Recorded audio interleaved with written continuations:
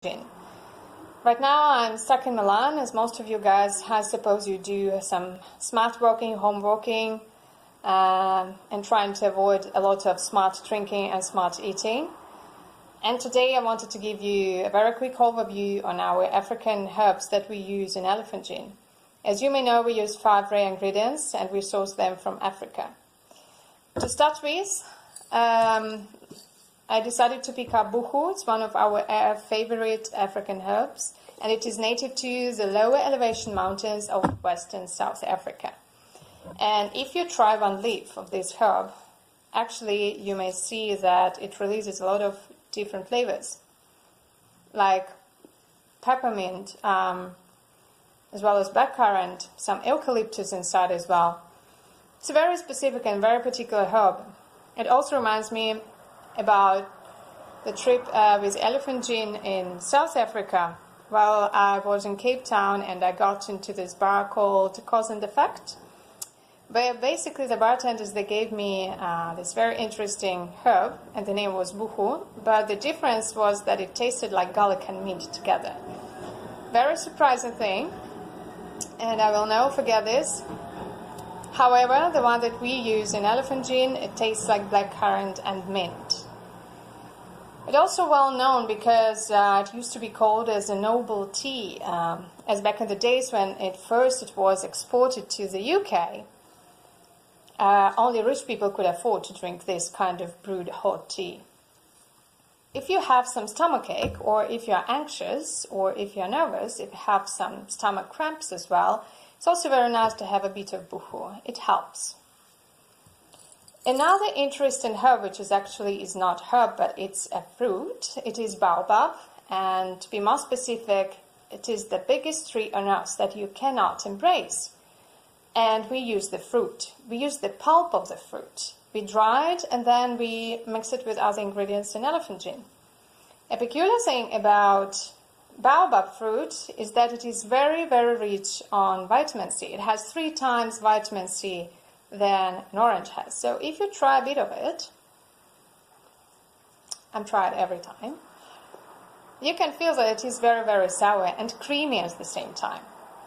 Very interesting fact that Baobab is widely used in the cuisine around Africa. For example, in Angola, they boil the Baobab pulp and they do kind of a juice that after that is used in the ice cream. And if you think about Tanzania, they also add some Baobab to help the fermentation when they do their beers. So Baobab actually has a lot of ways how you can use it. And if I think about cocktails, because back in the days I used to work behind the bar, I was using Baobab together with lime cordial while I was preparing some gimlets, which is one of my favorite drinks actually. How do you do it? You prepare your lime cordial as you usually do with your own recipe, and then you add just a few bar spoons to half liter a bit of Baobab. The result is delicious. You have this silky texture, you have this smooth mouthfeel.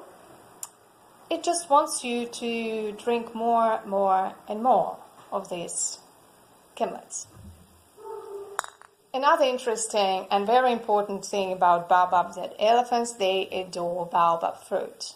And as we call elephant gin, here we are. Then we also have African wormwood. I have to specify here that this African wormwood is not the same that is used in vermouth or in absinthe. It is different, but the family is the same. It's just a subcategory. Why do we use it? We use it because it has very pronounced herbaceous flavor and some very nice bitter notes. And it's also very interesting how the flavor is different from the one that I used to know in Europe. In Europe I think the one that has a bit more of anise flavor, and this one has more earthiness. So right now I think it's time to talk about magic herb. Magic herb is lion's tail. Just that came through my mind now that when we were again with elephant gin trip to Kenya looking and seeing what basically the foundations we do in Sheldrake Wildlife Trust and Big Life Foundation, of course we wanted to see some botanicals, and one of them, it was Lansdale, and it was actually when it was blooming, so we saw lots of these orange flowers everywhere. And as I said, it is a magic herb. It is treated like this in South Africa, because it has some calm effects on you, some secondary nice calm effects. We decided to harvest a bit of lion's tail, and then we wanted to see if it's actually a magic herb.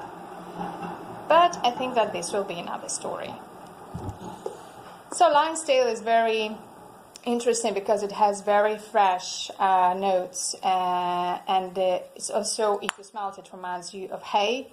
So lion's tail is also called not just because we use like the orange flowers inside because of the color that reminds you of a lion, but also if you look at the flowers and when the wind blows, they move as if it was lion's tail.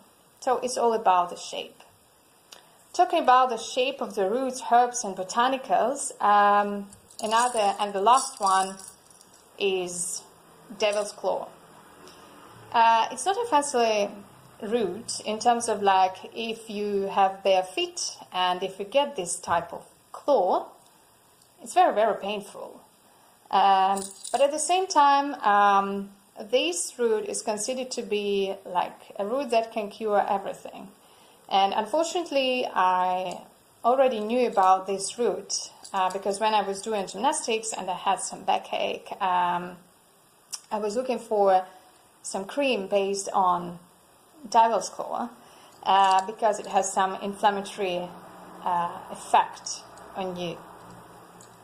Why do we use it in elephantine, and what does it give it to us? It has very distinctive bitter flavor and bittersweet aroma, as well as it reminds you a bit of licorice at the end.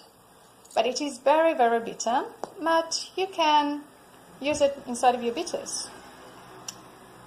By the way, talking about bitters, I'm not going to present a bitter to you, but another thing, which is a tincture.